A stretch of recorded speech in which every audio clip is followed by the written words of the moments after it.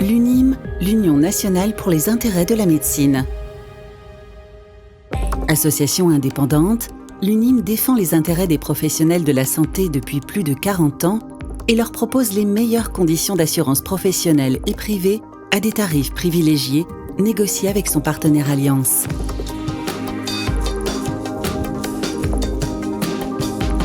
Ensemble, assurés d'être bien assurés.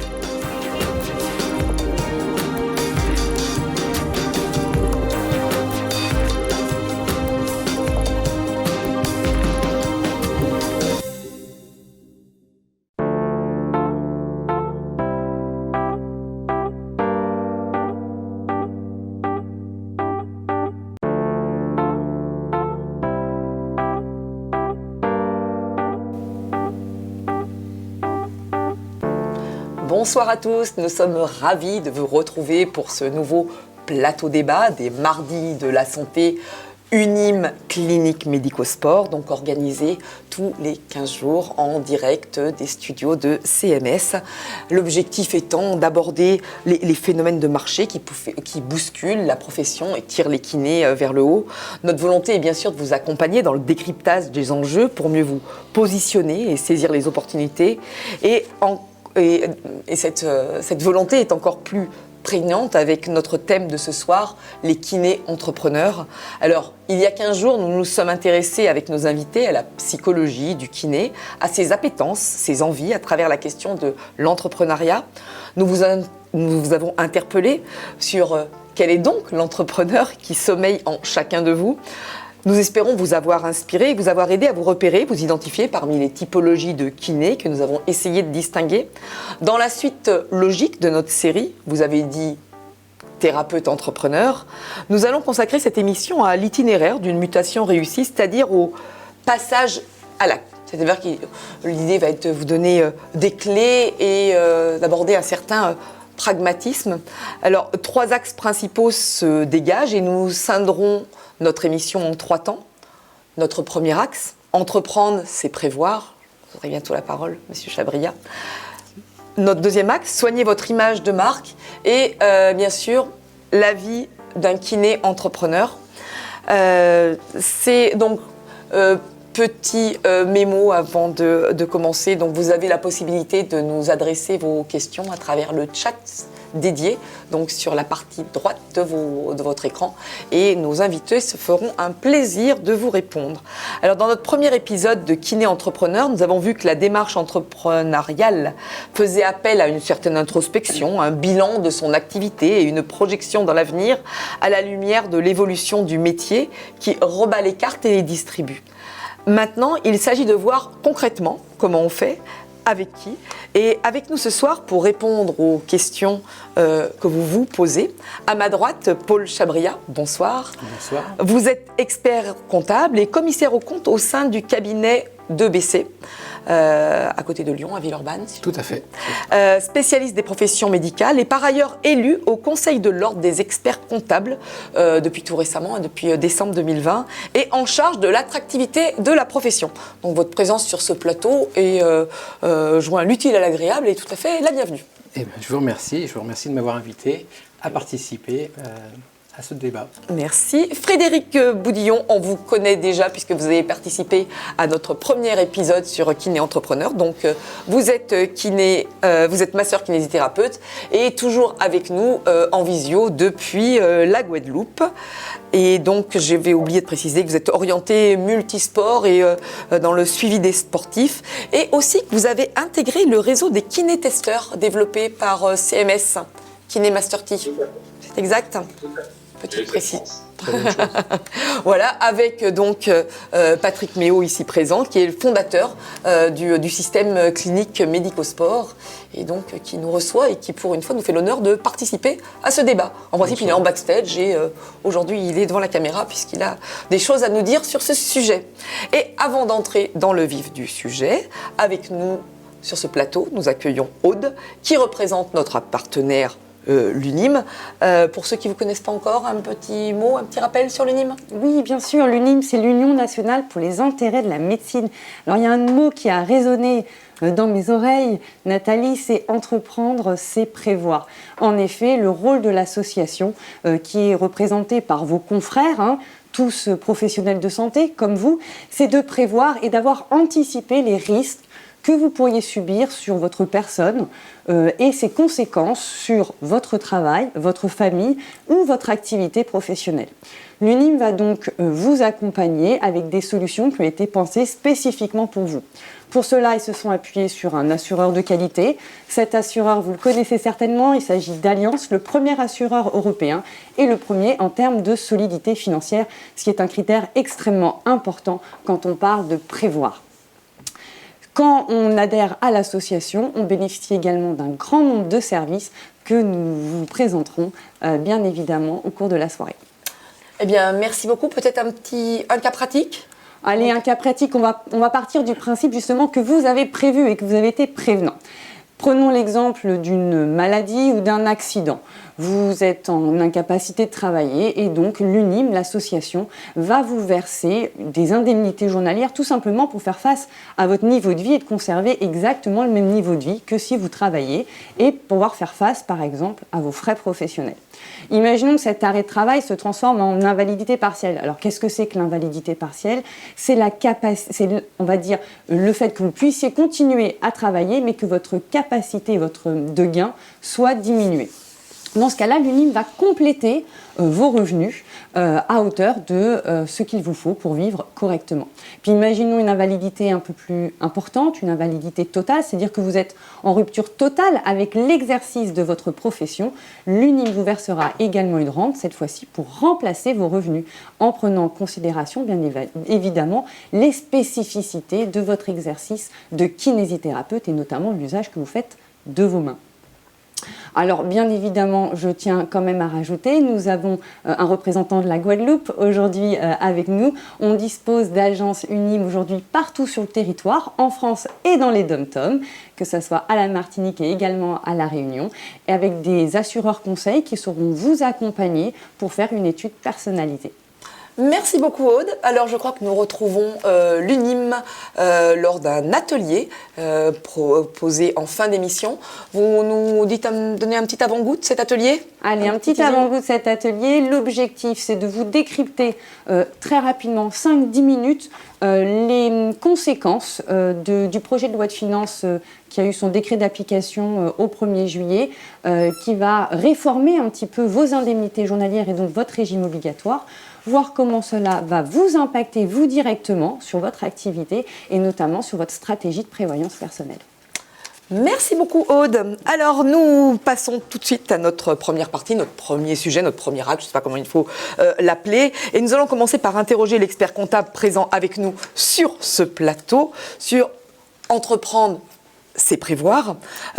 Donc l'objectif ici, ça va être de décrire ce qu'implique le développement de nouvelles activités en marge du cabinet, du point de vue de sa gestion globale, d'énumérer peut-être aussi un petit peu les mauvaises habitudes de la part des kinés en matière de gestion. Je crois qu'il y a peut-être quelques petites choses à corriger. Et puis de donner aussi un certain nombre de conseils pour améliorer la gestion économique. Alors première question, Monsieur Chabria. Tout d'abord. Paul, dites Paul. Paul. Je vous appelle Paul. Soit. Allez, merci, c'est gentil. Je vous appelle Paul. C'est vrai que l'expert comptable, c'est toujours un petit peu impressionnant. Mais il faut pas. Donc, Paul, tout d'abord, à quels écueils de gestion le kiné doit-il faire face lors du développement d'activités autres que le soin, donc on veut dire en conventionné. Comment faire cohabiter ces deux volets dans le bilan annuel de gestion ? Alors, d'abord, vous m'arrêtez si jamais je commence à avoir un jargon un peu trop technique et que plus personne me suit, parce que surtout, ce qu'il faut, c'est que ça soit clair et il faut que ça aide les gens à comprendre les problématiques comptables. Petit rappel, un kiné, au départ, c'est une activité classique, libérale. Il a des patients, un seul payeur, c'est la CPAM. Donc, ce qu'on appelle des règles de bénéfices non commerciaux, c'est de la comptabilité très simple, c'est de la comptabilité de trésorerie. Je prends le relevé bancaire, je prends les encaissements, les décaissements, et ça me donne mon résultat. C'est des règles fiscales, il n'y a pas de TVA. Donc là, on va dire, mon service d'expert comptable, c'est de l'assistance à la déclaration fiscale. Ça reste un petit peu limité. Après, quand on commence à entreprendre, on commence à avoir des objectifs, à avoir des projets, parce que c'est ce que vous dites, le plus important c'est prévoir, donc c'est de se projeter dans l'avenir, de définir un petit peu ce que l'on souhaite faire, d'être le maître de son entreprise. Et dans ces cas-là, on va avoir la problématique de la société. La société, c'est quoi? C'est la mise en commun de moyens, de services entre plusieurs personnes. Dans ces cas-là, on va commencer à avoir une gestion des risques. Risques financiers, parce qu'on va peut-être faire des investissements et donc des emprunts. Un risque d'entente entre les différents associés, parce que la vie est ainsi faite qu'à un moment, on peut avoir des projets différents et dans ces cas-là, des séparations. Et comme il y a un petit peu d'enjeux financiers, ça peut être un petit peu difficile économiquement. Et dans ces cas-là, la société, elle va imposer des règles qui sont beaucoup plus complexes. Beaucoup de formes sociales, les sociétés commerciales, SAS, SA. Il y a des formes qui sont très utilisées par les kinés aujourd'hui et toutes les professions médicales que sont les sociétés en nom collectif, donc ce qui permet de mettre en moyen les sociétés. Puis il y a toutes les sociétés civiles immobilières qui permettent de gérer des biens immobiliers. Et dans ces cas-là, les règles comptables et fiscales ne sont pas les mêmes en fonction de la forme de la société. Et c'est là où on va vous apporter du conseil parce qu'on va essayer de vous organiser, de s'organiser, de choisir, de prévoir et surtout de discuter votre projet. Parce qu'il n'y a pas une forme de société idéale, il y a celle qui correspond à votre projet au moment où vous nous le présentez. Alors, est-ce que les kinés sont bons clients en matière de gestion? Quelles sont les bonnes, les mauvaises habitudes de la profession en la matière? Et quelle différence majeure avec le monde de l'entreprise? Alors, ça fait beaucoup de questions. Hein. Oui, mais la grosse difficulté, mais ce n'est pas que les kinés, c'est un petit peu toutes les professions libérales et nous aussi. On a des formations très techniques. Mais on n'a pas des formations de gestionnaire.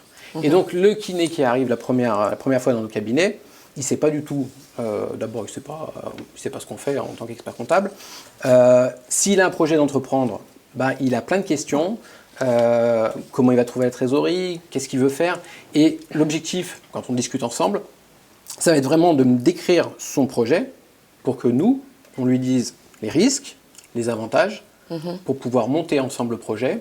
Souvent avec d'autres personnes, souvent avec des avocats, avec un notaire. On va essayer de chercher le mieux dans chaque métier et entreprendre, c'est forcément s'entourer, c'est prendre des conseils autour de soi.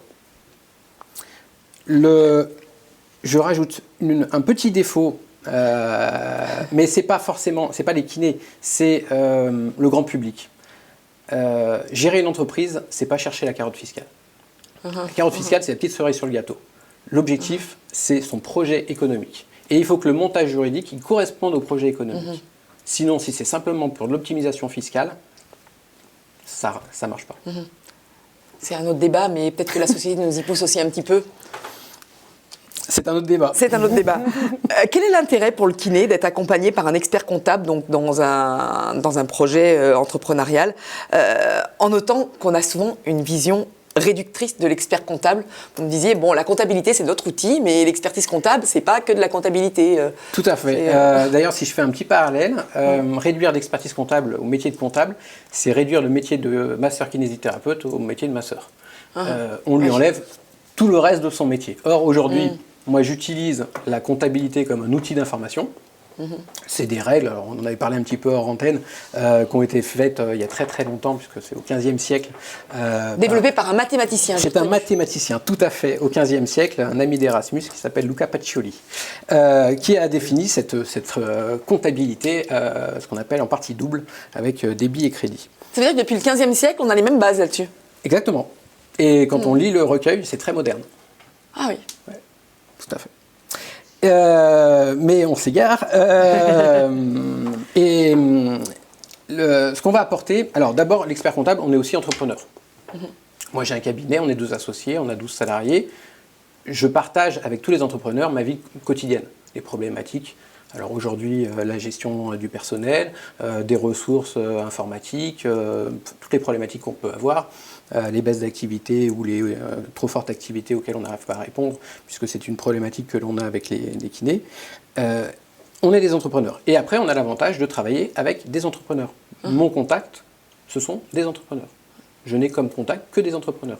Donc, je vais faire partager mon expérience, ma connaissance de métiers, de tous les métiers, de toutes les formes de société. Moi, mes plus petits clients, ça va être effectivement des entreprises qui sont quasiment micro, Donc avec une comptabilité très simple, et on va jusqu'à des sociétés qui ont 600 personnes, qui font 50 millions de produits, donc avec des problématiques, avec des montages juridiques, et on arrive à calquer un montage en fonction du besoin et de la personne. Et c'est ça qu'on va apporter aux clients. C'est pas de la tenue comptable, ça c'est un outil.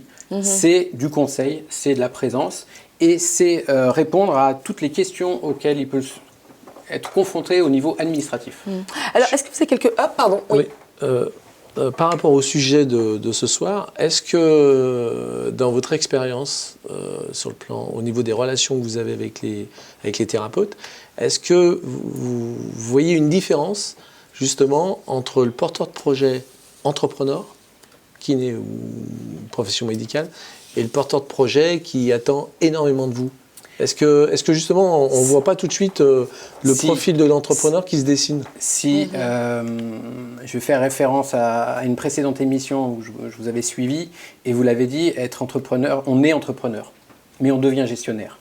Il y a des natures, et il y a effectivement des personnes qui sont très bien et qui s'épanouissent dans leur métier, kiné, libéral, classique, en faisant les actes habituels. Et puis il y a des personnes qui sont des vrais entrepreneurs, qui ont toujours envie de chercher, de trouver des solutions, d'aller plus loin, de reproduire des choses qu'ils ont vues ailleurs. Et ça, effectivement, on le voit chez des kinés, on le voit chez des médecins, on le voit... Voilà. C'est des chefs d'entreprise nés. Et les principaux traits de caractère? L'optimisme, primordial, croire en l'avenir, un petit peu de confiance en soi, et une capacité... L'envie de la nouveauté aussi, non? L'innovation, la nouveauté. L'innovation et puis le partage humain, le besoin de partager et de monter des projets avec des gens.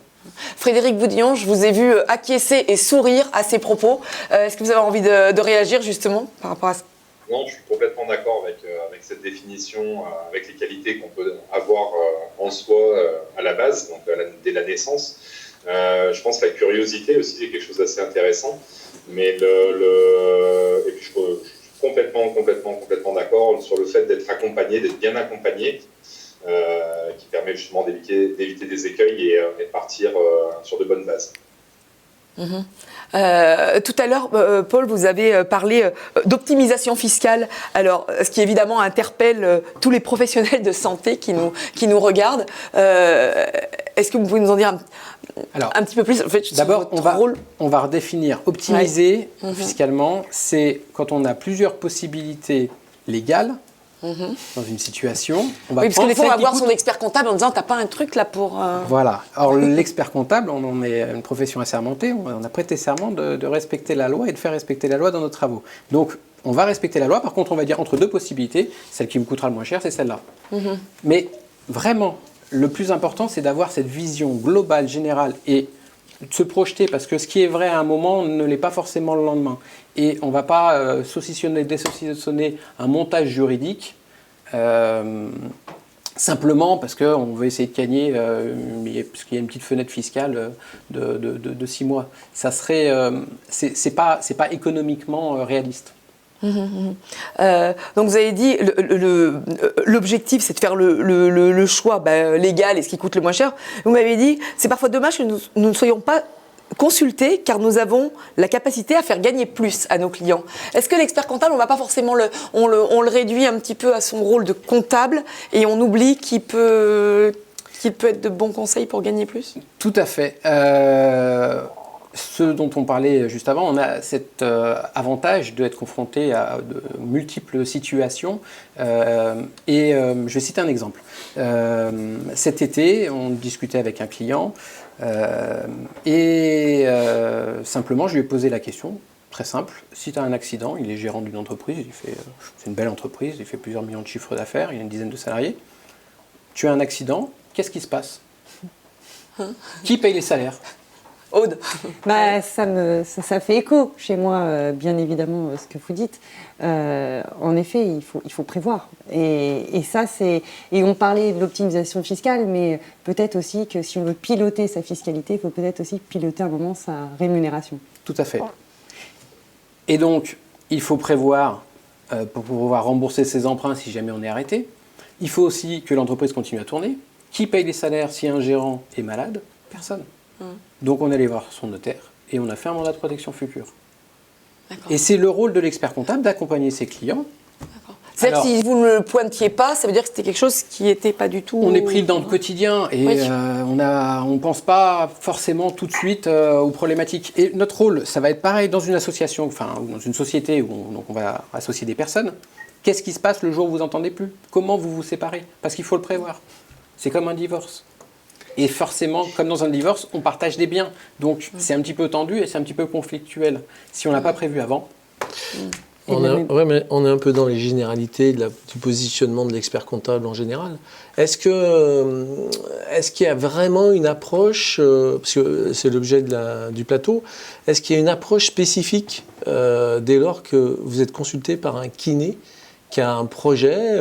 On sait que c'est très compliqué, notamment au niveau de la diversification d'activités, au niveau de la TVA, etc. Est-ce que tous les comptables peuvent justement se positionner vis-à-vis d'un entrepreneur thérapeute? Alors, je pense que, comme dans beaucoup de métiers, il y a des spécificités.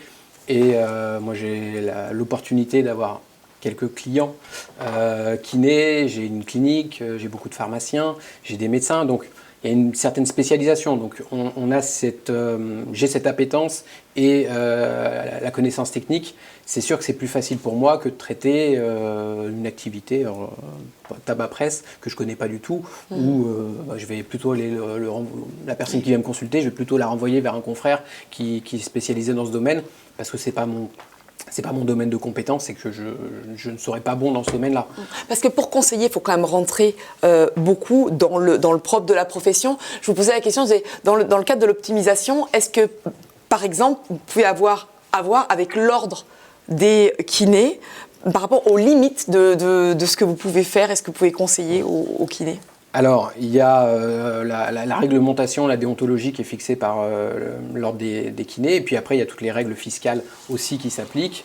Alors, je suis plus à l'aise avec les règles fiscales qu'avec les règles déontologiques, mais sur les règles fiscales, je vais avoir la possibilité, effectivement, de pouvoir orienter le kiné et simplement lui rappeler les effets de seuil, les activités qu'il peut faire de façon parallèle à son activité libérale et qui vont permettre de ne pas être assujetti à la TVA, donner un petit peu les signaux d'alerte en disant attention, là vous allez un petit peu trop loin, ou il faut qu'on revoie un petit peu le montage parce que vous n'êtes plus soit dans la légalité, soit vous prenez des risques fiscaux trop importants. Merci beaucoup. L'UNIM, l'Union nationale pour les intérêts de la médecine.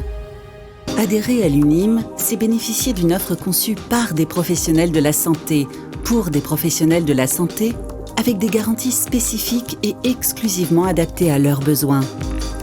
Prévoyance, complémentaire santé, assurance de prêt ou encore protection de l'exercice en groupe.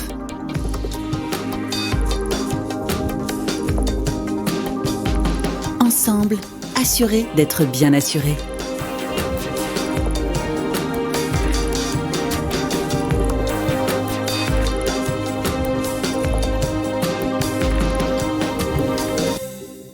Et nous abordons notre deuxième partie de notre émission, soigner votre image de marque. Alors, avec quelques objectifs, d'insister sur l'importance du faire savoir. Le kiné ne doit pas se contenter de son statut et de ses compétences pour développer un concept qui doit également convaincre. Et nous allons aussi balayer les pratiques habituelles des kinés en matière de communication. Patrick Méo, le travail de l'image du marque, c'est un petit peu votre métier. Expliquez-nous pourquoi le faire savoir est aussi important que le savoir-faire. Alors là, j'enfonce peut-être un petit peu des portes ouvertes, mais... C'est vrai qu'il y a une nuance entre les deux, surtout chez les thérapeutes, parce que le savoir-faire, il est un peu téléguidé, Frédéric, non C'est une chose qu'on nous apprend régulièrement, soit à l'école ou avec les formations complémentaires. Donc, le savoir-faire, c'est un petit peu ce vers quoi on se spécialise. Par contre, le faire savoir, ça, malheureusement, on ne l'a jamais appris et c'est très compliqué de pouvoir le développer. Et en plus, il y a énormément d'idées reçues là-dessus, parce que les conseils de l'ordre sont très vigilants et Et il y a aussi beaucoup d'idées reçues de la part des thérapeutes. Donc on a déjà une première difficulté, c'est la nuance entre communiquer et publicité. La publicité est interdite, si je ne m'abuse, par le Conseil. Or, la communication, alors c'est large, la communication, c'est pas juste... je vais d'ailleurs vous la laisser définir. C'est l'ensemble du marketing du cabinet. C'est sa mise en valeur, c'est sa façon d'être visible au monde. Oui, c'est l'ensemble des moyens qui vont permettre de faire émerger une différenciation, des points différenciateurs entre les confrères, en fait. Donc ça prend en compte l'approche du patient, l'environnement qu'on va créer, enfin ce que vous avez cité très rapidement, mais par rapport, pour revenir au sujet de l'entrepreneur doit intégrer dans son projet, il doit intégrer cette dimension. Et pour intégrer cette dimension, c'est un peu comme le projet financier. Il doit avoir son cahier des charges, il doit aller chercher des idées, des stratégies ailleurs, où il peut les inventer aussi. Donc la communication, on est un petit peu dans ce qu'on pourrait appeler le hors-média ou le marketing instinctif, en fait. Le parallèle va même encore plus loin, parce que finalement, c'est qu'est-ce que je peux faire en tant que kiné-entrepreneur en termes de communication, tout en restant dans la légalité. Alors, sans parler de la déontologie, simplement, on le voit dans nos clients, le kiné-entrepreneur, il va travailler son nom, il va travailler le graphisme de ses cartes de visite, de sa plaque, de ses locaux, et tout de suite, on sent que l'âme n'est pas tout à fait la même que l'activité libérale qui est un petit peu portée par le quotidien, où on sait que de toute façon les clients et les patients sont là. Paul, je pense que c'est générationnel, en fait, cette démarche. Non, je ne suis pas d'accord. Nous, on voit... Je ne suis pas d'accord. Il y a des jeunes qui sont pas du tout entrepreneurs, et on a des personnes... C'est au niveau de tout ce qui est code graphique, charte graphique, valorisation de la marque, de la recherche d'un nom original, c'est très générationnel, ça. Je ne sais pas ce que t'en penses, Frédéric. Je suis d'accord avec ça. J'ai des confrères, des confrères exceptionnels qui font des contenus vraiment très intéressants, que ce soit sur les différents médias sociaux, réseaux sociaux, que ce soit LinkedIn, que ce soit Instagram, etc. Ils se mettent en valeur simplement, mais ils ne se mettent pas en valeur eux-mêmes. En fait, ils mettent en valeur une certaine technique, des conseils à apporter à la population. Donc, c'est une façon différente de voir les choses. Moi, j'ai plutôt tendance à être de l'ancienne génération où less is more, donc moins on en fait et mieux on se porte. Après, j'aime assez que ce soit plus les résultats qui fassent venir les gens chez moi. Après, j'ai un contexte un peu particulier en étant sur une île. Le contexte insulaire fait qu'on a des petites populations, enfin on n'est que 400 000, un peu moins même, ce qui fait que la réputation est à la limite plus importante. Et une réputation, on n'a pas forcément besoin de l'entretenir avec de la communication. Donc les nouvelles générations de kinés qui communiquent énormément, qui communiquent beaucoup plus, pas en publicité, mais véritablement pour apporter du contenu, je trouve ça vraiment intéressant. Patrick, quelles sont les pratiques habituelles des kinés en matière de communication ? Elles sont pratiquement inexistantes. Non, il faut dire ce qui est. Elles sont pratiquement inexistantes parce qu'ils ont l'impression d'être bordés par la législation et puis en plus ce sont des nantis. On fait surtout de la com ou de la pub quand on a besoin d'aller chercher une clientèle. Très sincèrement, la patientèle vient toute seule quand même. Faut dire ce qui est. C'est un peu ce qui coupe l'herbe sous les pieds justement des kinés qui voudraient entreprendre et qui se disent, ma foi, ce qu'on disait sur le plateau précédent avec Dan, le chiffre d'affaires vient un peu tout seul. Est-ce que c'est intéressant pour un... Je ne sais même pas si on veut parler de chiffre d'affaires, puisqu'en fait, le kiné n'a pas de client, en fait. Son client, c'est la sécurité sociale, en fait. Enfin, c'est pas le client qui paye, quoi. C'est pas le patient qui paye. Donc, sur l'activité... Comment ? Non, je disais, on a quand même un chiffre d'affaires annuel, on a fait une comptabilité propre. Oui, mais il n'y a pas de transaction. Installé en société. Oui, mais il n'y a pas de négoce. Il n'y a pas de négoce si on regarde bien. Je ne pense pas que ce soit la kiné classique, comme tu disais, qui nécessitent d'aller faire de la communication. C'est plutôt les nouvelles choses qu'on veut développer, qui nécessitent d'expliquer au moins pour faire venir à soi les gens. Justement, est-ce que c'est intéressant de différencier un cabinet quand on développe telle spécialité, du coup d'orienter sa communication pour mettre en valeur des spécialités?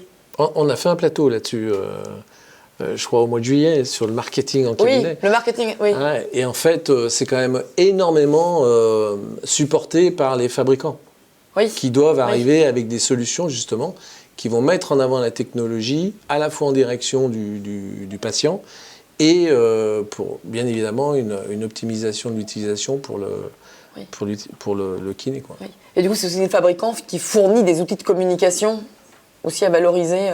Absolument. Vous, alors, vous êtes super équipé, peut-être qu'on peut le dire aussi ici, un petit peu tout le matériel dont vous disposez, dont vous faites quand même. Vous êtes particulièrement bien doté. Je crois que vous pouvez faire rêver quelques kinés. Alors, malheureusement, on ne pourra pas les se faire soigner en Guadeloupe dès qu'on a un petit souci. Mais comment vous soignez votre image de marque? Et expliquez-nous un petit peu tout le...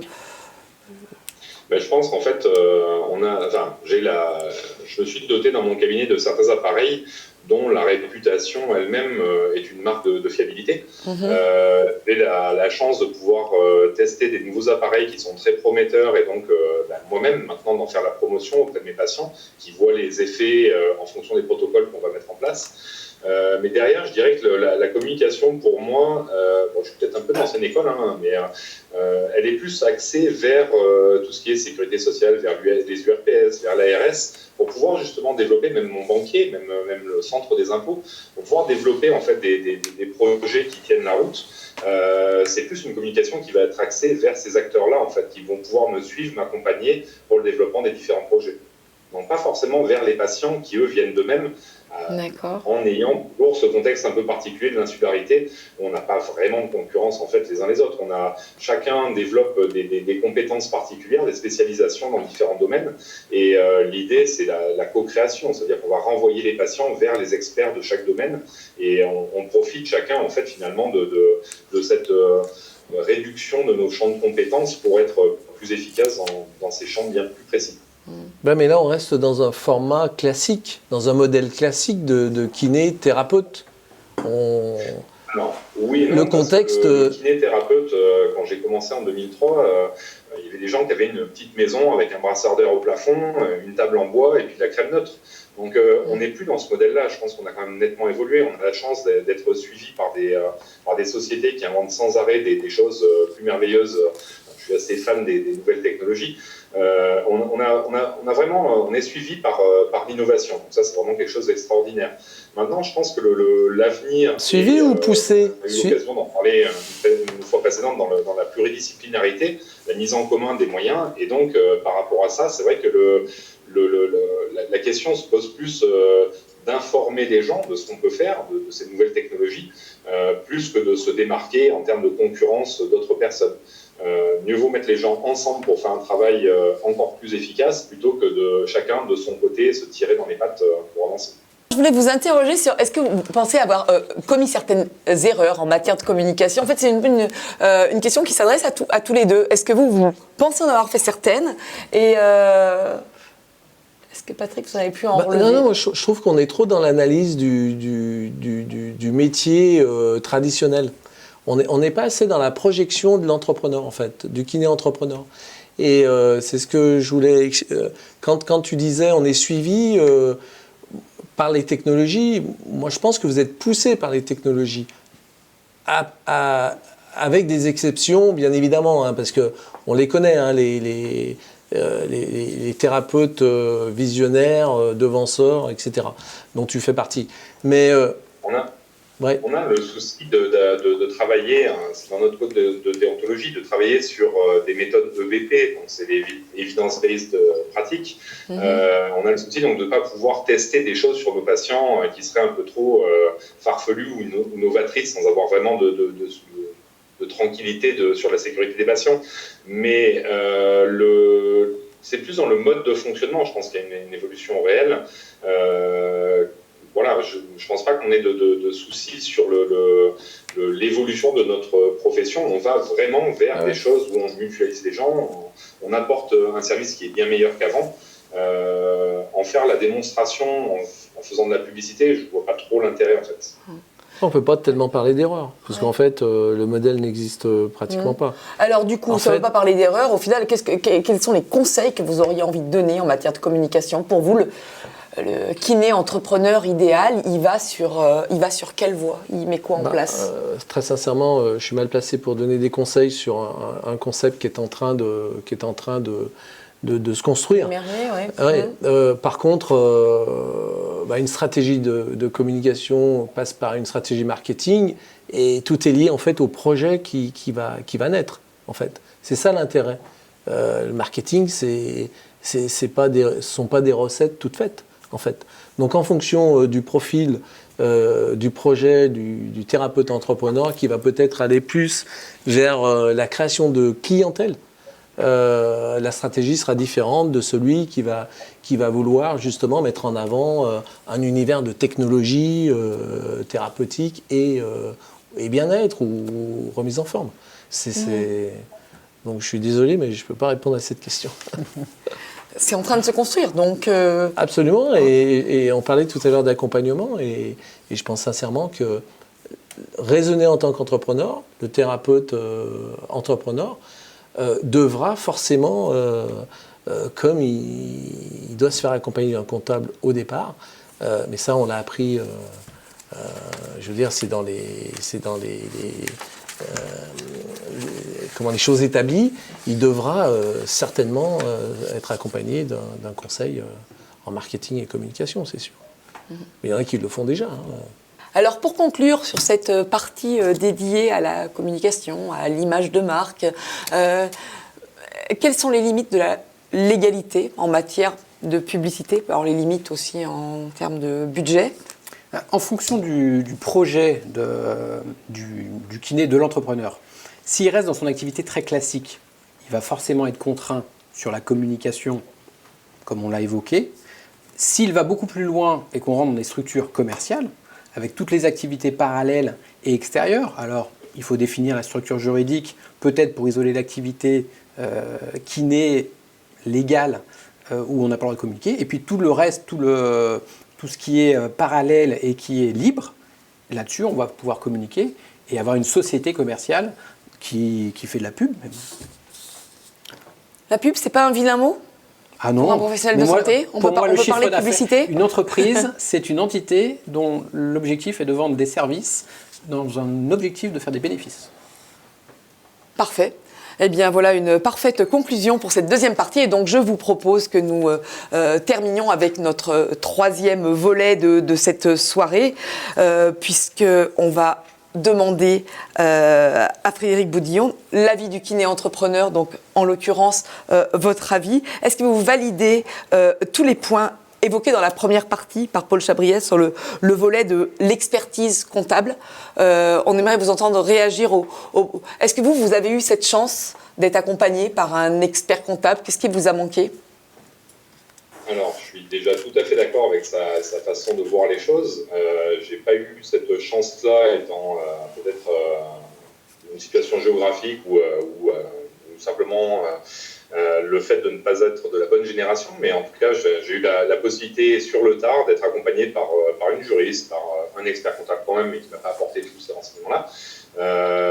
Un organisme de formation qui m'a permis d'évoluer personnellement. Et puis après, des relations qui m'ont permis d'avancer. C'est aussi des relations avec le Centre des impôts, avec mon banquier. Ce sont ce genre de relations qui m'ont permis d'évoluer et d'avoir aujourd'hui un point de vue un peu plus général sur l'organisation structurelle de mes projets, on va dire, tout simplement.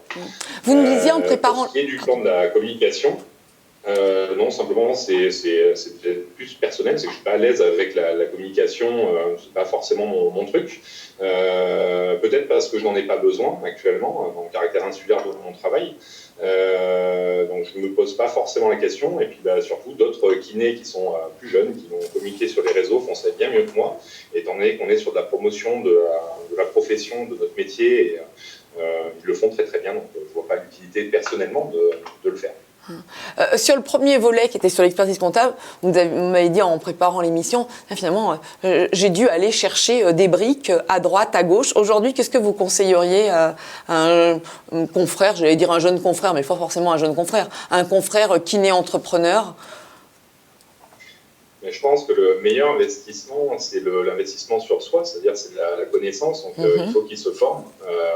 On a la chance aujourd'hui d'avoir des CPF qui sont pas très remplis, mais qui nous permettent d'avoir de l'argent à dépenser pour nous former, en dehors des fameuses traditionnelles formations de notre peau, donc sur la bronchiolite, sur le genou, sur l'épaule, enfin des choses qui au bout de 20 ans sont un peu redondantes. Donc il faut aller chercher l'information, il faut avancer là-dedans. Et c'est en se formant qu'on a la possibilité de mieux voir son avenir, de mieux le comprendre et de savoir où on met les pieds, où on va et de faire des choix qui soient stratégiquement viables.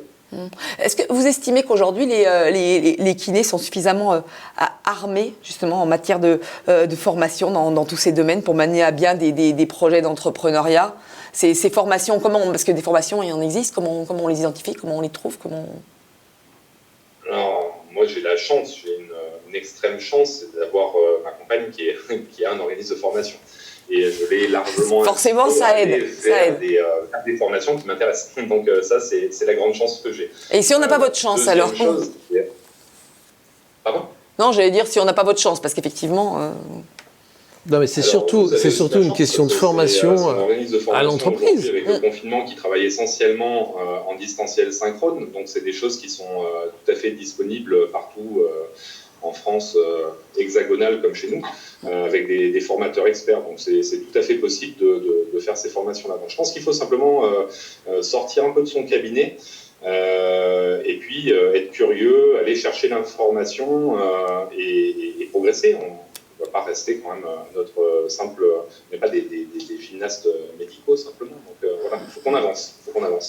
Est-ce que les kinés sont prêts à investir dans des cursus de formation en termes de gestion, en termes de marketing, en termes de développement de business? C'est la grosse question parce que c'est le vrai sujet. C'est une grande question. Je pense que ce n'est pas forcément donné à tous et puis ce n'est pas forcément de l'envie de tous. J'ai des confrères qui s'éclatent à travailler avec les patients toute la journée et qui n'ont pas du tout envie d'entendre parler de gestion, pas du tout. Il y a des collègues qui restent assistants collaborateurs, par exemple, toute leur vie. Il n'y a aucun mal à ça. Il y a des gens qui sont exceptionnellement doués dans ce travail-là.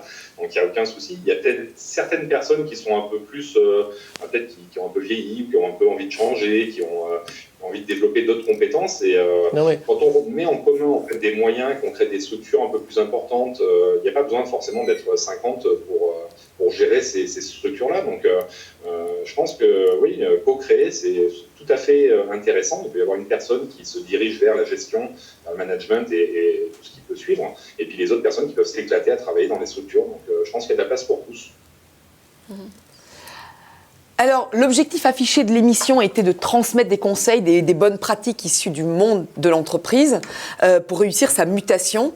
Alors, est-ce que vous avez tout livré tous les trois? Est-ce que vous avez envie d'ajouter quelque chose, en particulier sur la question économique, des clés, des conseils? Alors, je vous l'ai dit, il n'y a pas de solution parfaite, idéale qu'on peut donner comme ça. Ça s'adapte en fonction des projets. Après, moi, j'ai trop souvent l'occasion de répondre à des questions. Soit des personnes qui, j'ai entendu dire qu'il fallait se monter en société. Est-ce que c'est intéressant? On va dire qu'une personne qui s'éclate, comme l'a dit Frédéric, sur ses actes de kinésithérapie, qui fait un chiffre d'affaires, la moyenne de la profession c'est entre 80 et 100 000 euros de chiffre d'affaires par an. Le statut d'entreprise individuelle va très bien et c'est pas la peine d'aller chercher des montages juridiques qui vont coûter plus cher qu'ils ne vont gagner. Il faut savoir aussi que vous avez quand même l'opportunité de faire pas mal d'actes à côté qui, du moment qu'ils sont dans la suite du soin de masseur kinésithérapie, donc c'est le massage, c'est la gym, il y a tout un bulletin officiel des impôts qui l'explique, les ostéopathes. Tous ces actes-là font partie du moment qu'ils sont faits dans un acte médical, d'une activité qui est non soumise à TVA. Donc c'est déjà un avantage par rapport à une entreprise concurrente. Donc du moment, on n'a pas de seuil de 32 000 € dans ces cas-là. Du moment que c'est un acte qui suit l'acte médical, on n'a pas la problématique de la TVA. Donc c'est quand même un vrai avantage.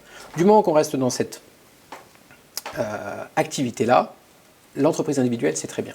Après, si on veut se développer, faire de la baldéo avec des investissements conséquents, se regrouper avec d'autres professionnels, c'est là où on fait un petit peu de l'entreprise.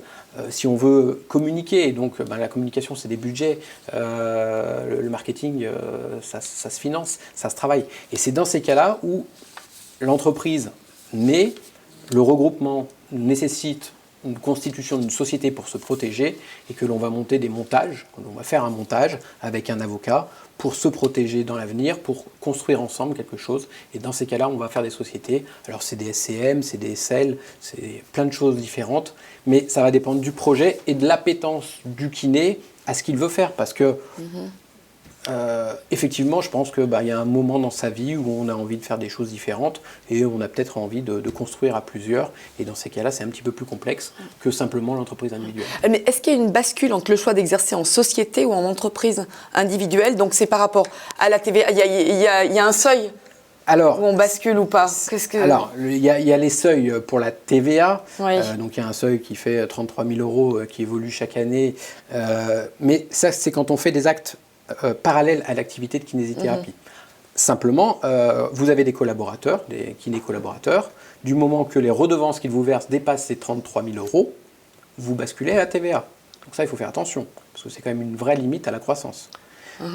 Si vous faites de la formation, vous avez le même seuil. Ce 33 000 €, la formation, ce n'est pas une activité qui fait un acte médical.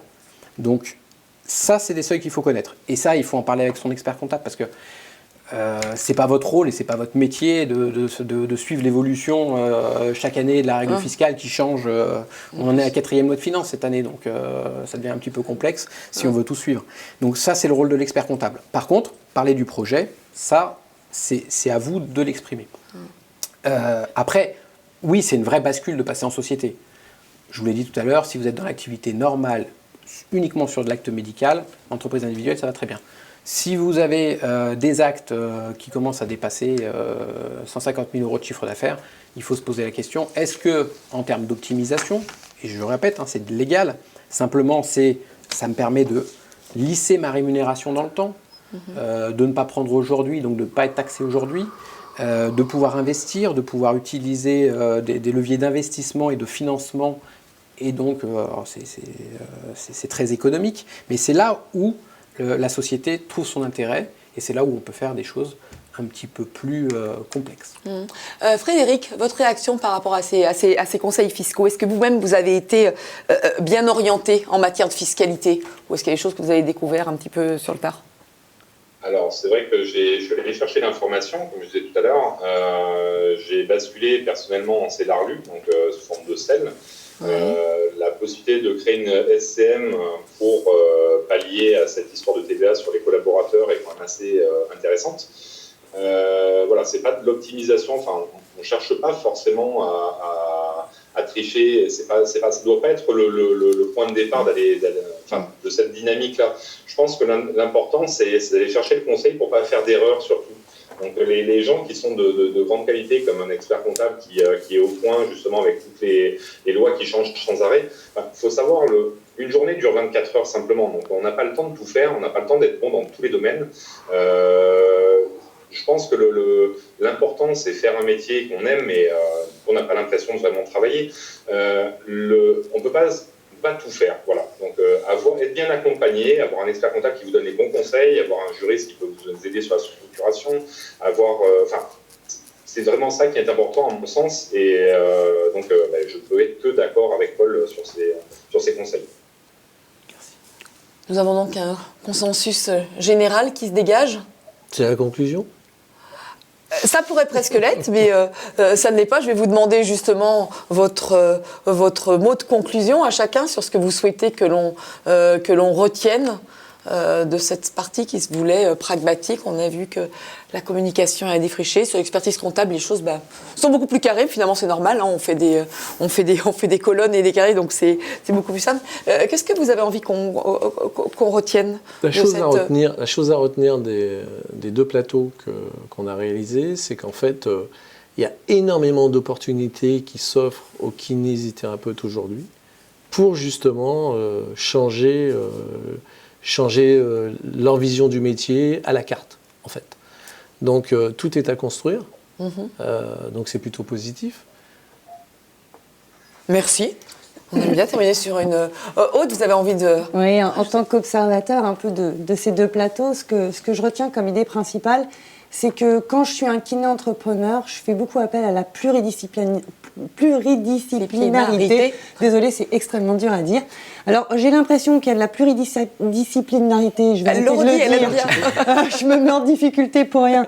Déjà, entre kinés, c'est-à-dire faire appel à des kinés qui sont parfois spécialisés dans certains domaines ou qui vont se spécialiser plus dans la gestion ou dans la communication, donc travailler ensemble avec les différentes compétences déjà dans le même corps de métier, mais également s'appuyer sur d'autres corps de métier, que ce soit des notaires, des experts comptables, des avocats d'affaires et j'ose aussi inclure dedans des assureurs qui peuvent également être bien évidemment très forts conseils, notamment quand il y a des systèmes d'association sur des couvertures entre associés. On l'oublie souvent, mais ça reste une problématique qui est extrêmement importante. Merci beaucoup pour votre contribution, on retient. Frédéric, votre mot de la fin, puisque vous étiez notre témoin kiné-entrepreneur. J'aimerais bien rappeler le fait qu'on a eu la chance de passer en grade master au niveau de notre métier. Et c'est une formidable ouverture vers la recherche scientifique pour nous. Donc notre métier, on est qu'assez balbutiement au niveau des avancées de technique ou de technologie. Et ça, c'est vraiment une porte ouverte vers l'avenir qui est formidable, à mon sens. Merci beaucoup. Paul Chabria, je vous laisse Merci. le mot de la fin, votre conclusion. Je vais faire un parallèle avec les autres activités. Aujourd'hui, on constate qu'on se regroupe parce que les modes de vie ne sont plus les mêmes, donc peu de personnes acceptent de faire 14 heures de travail et que donc pour avoir un cabinet ouvert en non-stop, on a besoin d'être plusieurs, que dans toutes les professions, il y a une concentration, qu'il y a une spécialisation aussi. Et que je pense que c'est l'avenir. De plus en plus, les gens, et c'est très général, hein, c'est pas que dans la kinésithérapie, cherchent des spécialistes dans leur domaine. Donc on a besoin d'un généraliste qui va vous orienter vers le spécialiste.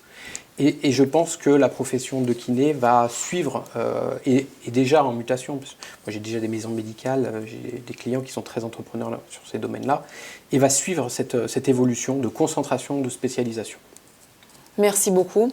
Donc, on a pu voir au cours de notre table ronde qu'il fallait prévoir pour entreprendre, soigner son image de marque. Sur ces deux volets, il ressort qu'il faut savoir s'entourer des compétences adéquates.